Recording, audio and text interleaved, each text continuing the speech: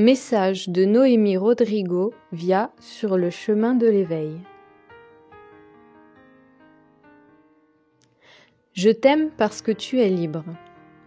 Une des phrases les plus belles que j'ai entendues, que tu m'as plusieurs fois murmurée à l'oreille.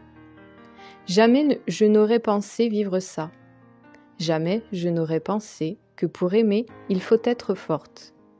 Que pour aimer et être libre, il faut être forte. Qu'aimer demande du courage, de la discipline, de la dévotion. Et encore plus pour se laisser aimer. Cela demande de la foi, cela demande du temps, cela demande de l'engagement, cela demande de regarder à l'intérieur de soi. Cela demande de réapprendre à ouvrir des espaces en soi que l'on avait fermés à jamais. J'apprends que je ne peux pas jouer qu'à moitié dans cette cour qu'est l'amour, dans cet espace sacré qu'est le couple. Non, je ne pense pas que l'amour soit facile. Ce n'est pas vrai pour moi.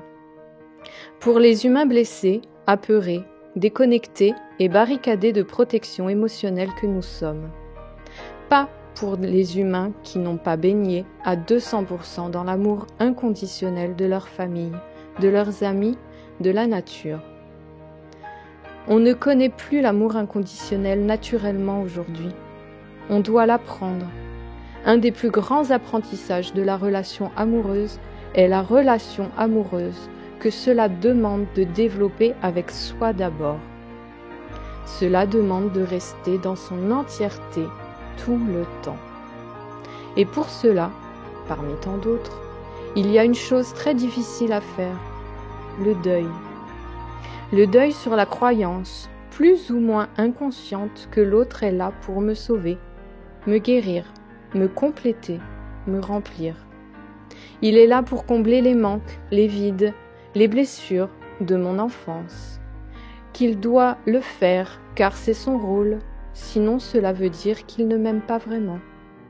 Cela n'arrive jamais. On le sait, n'est-ce pas? Notre logique le sait. Mais notre corps, notre cœur, notre peau, nos cellules ne le savent pas. Elles attendent, avec famine, l'heureux élu qui va enfin étancher leur soif et leur faim. C'est pour cela que je dis que l'amour demande du courage et de la force. Reprogrammer les croyances de notre corps, c'est pas juste une croyance limitante, écrite sur un papier à brûler un soir de pleine lune. Cela demande de renaître à soi pour se rencontrer à nouveau de l'intérieur, d'être la reine de son royaume intérieur, pour s'apporter à soi tout ce dont on a besoin pour remplir les vides que les autres ne nous apporteront jamais.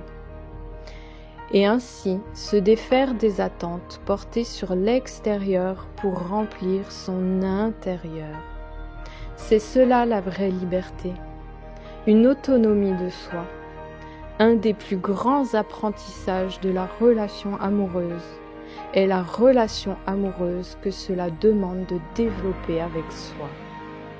Pour être pleinement là avec toi, je dois apprendre à être pleinement présente en moi. Sinon, qui est avec toi quand je ne suis pas avec moi?